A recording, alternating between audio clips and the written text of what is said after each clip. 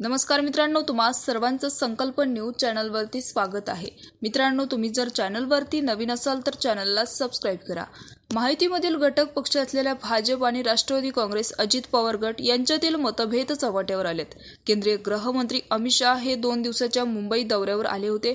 या दौऱ्यादरम्यान राज्याचे मुख्यमंत्री देवेंद्र फडणवीस आणि उपमुख्यमंत्री एकनाथ शिंदे यांच्यासह भाजपाचे प्रमुख नेते त्यांच्या स्वागतासाठी व कार्यक्रमाला उपस्थित होते। मात्र उपमुख्यमंत्री सुनेत्रा पवार या संपूर्ण कार्यक्रमामधून गैरहजर राहिल्याने सर्वांचे लक्ष वेधले गेले। समोर आलेल्या माहितीनुसार मंत्री अमित शहा यांनी उपमुख्यमंत्री सुनेत्रा पवार यांची भेट नाकारल्याची माहिती समोर येते।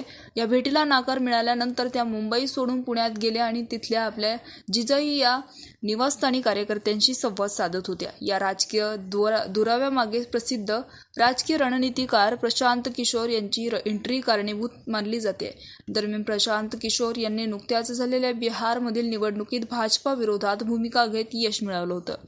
असं असताना राष्ट्रवादी काँग्रेसने आगामी राजकीय समीकरणासाठी प्रशांत किशोर यांची सल्लागार म्हणून नियुक्ती केली होती आणि या निर्णयामुळे भाजपाचे केंद्रीय नेतृत्व विशेषतः अमित शहा प्रचंड नाराज असल्याचं राजकीय चर्चा वर्तुळात रंगल्या आहेत। भाजपाचा तीव्र विरोध डावलून राष्ट्रवादीने प्रशांत किशोर यांचीही हातमिळवणी केल्यामुळेच हा तणाव निर्माण झाल्याचं म्हटलं जातंय। यामुळेच सुनेत्रा पवार यांनी मुंबईतील अमित शहा यांच्या कार्यक्रमापासून दूर राहणं पसंत केलं की त्यांना दूर ठेवण्यात आलं। याबद्दल वेगवेगळे तर्कवितर्क लावले जात आहे।